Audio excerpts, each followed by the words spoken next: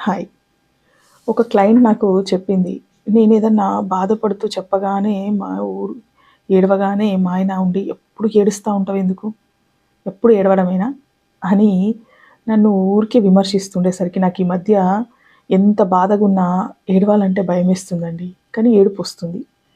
అసలు ఈ నా ఏడుపనేది నా బలహీనత అయిపోయిందేమో అని నాకప్పుడు నాది నాకే డౌటొస్తుంది అని అంది. ఏడుపు బలహీనత కాదు. చాలామంది ఆడవాళ్ళు సహజంగానే మనకు ఏడుపొచ్చేస్తుంది. కానీ ఏడుపు ఎప్పుడు బలహీనత కాదు.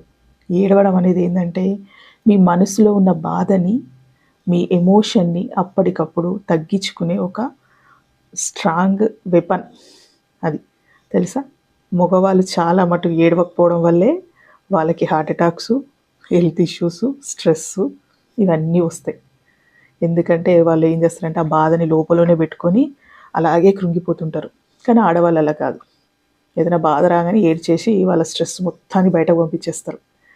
కాసేపటికి రిలాక్స్ అయిపోతారు. ఎవరితోనో చెప్తారు, ఏడ్చేస్తారు. వాళ్ళు రిలాక్స్ అయిపోతారు. ఏడుపు ఎప్పుడు బలహీనత కాదు. కాకపోతే మిమ్మల్ని మీరు బలహీనులని మాత్రం ఎప్పుడు అనుకోకండి. ఏడ్చి బలహీనులమని అనుకోని అందరి ముందు చిన్నగా అయిపోతున్నా అని ఆలోచించొద్దు. Hi. I am Rani Reddy, counselor and emotional wellness coach.